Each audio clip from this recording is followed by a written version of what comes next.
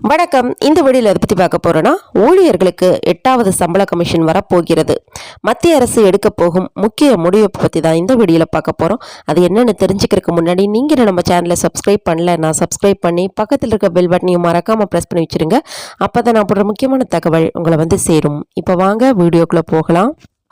மத்திய அரசு ஊழியர்களையும் ஓய்வூதியதாரர்களையும் மகிழ்ச்சியில் குத்தாட்டம் போட வைக்கும் வகையில் முக்கியமான ஒரு அறிவிப்பு வந்துள்ளது.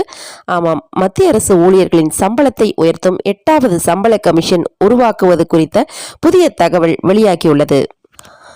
மத்திய அரசு ஊழியர்களுக்கு 7வது சம்பள கமிஷன் மூலம் அதிகப்படியான சம்பளத்தையும் நன்மைகளையும் பெற்று வரும் வகையில் மத்திய அரசு 8வது சம்பள கமிஷன் உருவாக்குவது குறித்த கோரிக்கையை பெற்றுள்ளதாக தகவல் கிடைத்துள்ளது. இந்திய ரயில்வே தொழில்நுட்ப மேற்பார்வையாளர்கள் சங்கம், மத்திய அரசு ஊழியர்கள் மற்றும் பயிற்சித்துறை கீழ் இயங்கும் பணியாளர்கள் மக்கள் குறை தீர்ப்புகள் மற்றும் ஓய்வூதியங்கள் துறை அமைச்சகத்திற்கு 8வது சம்பள கமிஷன் உருவாக்குவது குறித்தும் அதன் தேவை மற்றும் அவசியம் குறித்தும் கடிதம் எழுதியுள்ளது. இந்த கடிதத்தில் 8வது ஊதிய குழு அமைப்பதன் அவசியத்தையும் தற்போதைய அனைத்து சம்பள முரண்பாடுகளையும் களைய வேண்டியதன் அவசியத்தையும் எடுத்துரைத்துள்ளது. மேலும் எதிர்காலத்தில் புதிய முரண்பாடுகள் எதுவும் உருவாகாமல் இருப்பதற்கான நடவடிக்கைகளையும் மேற்கொள்ள வேண்டும் என வலியுறுத்தியுள்ளது.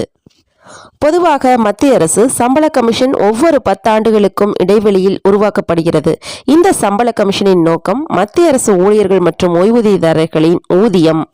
ஓய்வூதியதாரர்களின் ஊதியம், கொடுப்பனவுகள், பிற சலுகைகள், நன்மைகள் போன்றவற்றை ஆய்வு செய்து ஊழியர்களின் சம்பள கட்டமைப்பை மறுபரிசீலனை செய்து மாற்றங்களை பரிந்துரைக்கும் முயற்சியாகும்.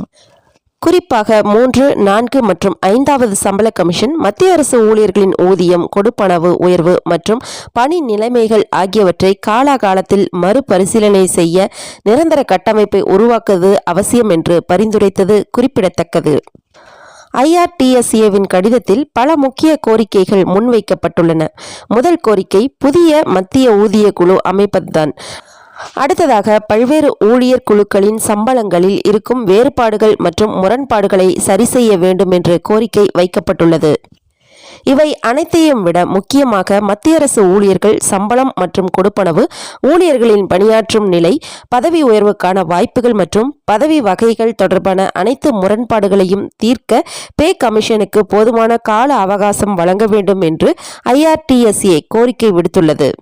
மேலும் இது போன்ற முக்கிய தகவல்களுக்கு நீங்கள் நம்ம சேனலை சப்ஸ்கிரைப் பண்ணலைன்னா சப்ஸ்கிரைப் பண்ணி பக்கத்தில் இருக்க பெல் பட்டனையும் மறக்காமல் ப்ரெஸ் பண்ணி வச்சுருங்க. அப்போ தான் நான் போடுற முக்கியமான தகவல் உங்களை வந்து சேரும்.